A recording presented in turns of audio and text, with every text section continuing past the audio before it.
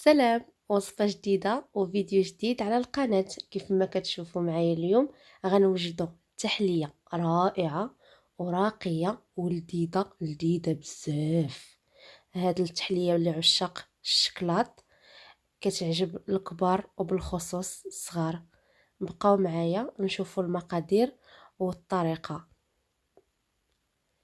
بسم الله. انا استعملت هنا 2 الكيسان ديال الحليب، عندي ساشي د الفاني، عندي بسكوي كوكيز، معلقه ديال الكاكاو المر، و2 معالق كبار ديال النشا.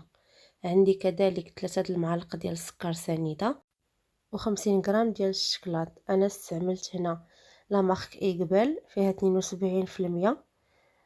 وبالنسبه للطريقه، كاول مرحله غادي ناخذ لي رامكان ديالنا اللي غادي نديرو فيه الدسر. غادي نديرو فيه طبقه اولى البسكوي، انا حطيته بحال هكاك. غناخذ الكاسرونه ديالي غادي ندير فيها السكر سنيده، نزيد عليها الكاكاو والنشا. غناخذوا تقريبا كاع النواشف، غنحاولوا نخلطوهم وندمجوهم مزيان. على ود النشا كدير ديك الحبيبات وكيتكتلوا. غادي نضيف الساشي ديال الفاني ديالي. صافي غادي ندمج الخليط ديالي مزيان حتى يندمج ديك المايزينا معاهم مع السكر. غادي نضيف الحليب ديالي، الحليب خصو يكون بارد بيان سور. وغادي نحاول ندوب السكر مزيان قبل ما نحط الكاسرونه على العافيه.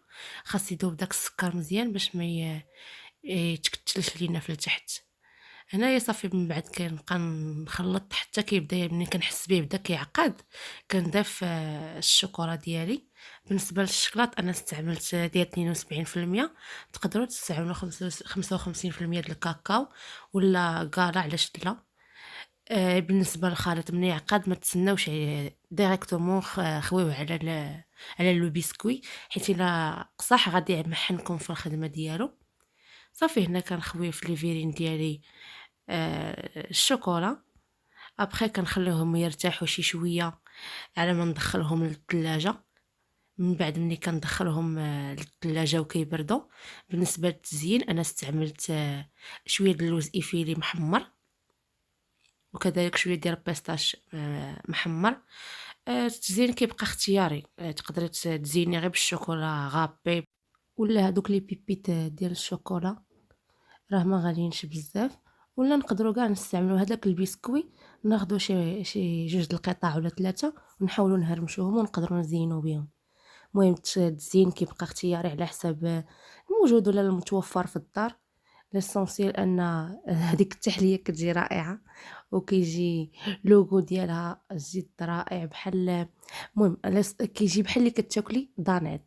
هذا هو لوغو اللي قربني انا ليه، بحال اللي كتاكلي دانيت.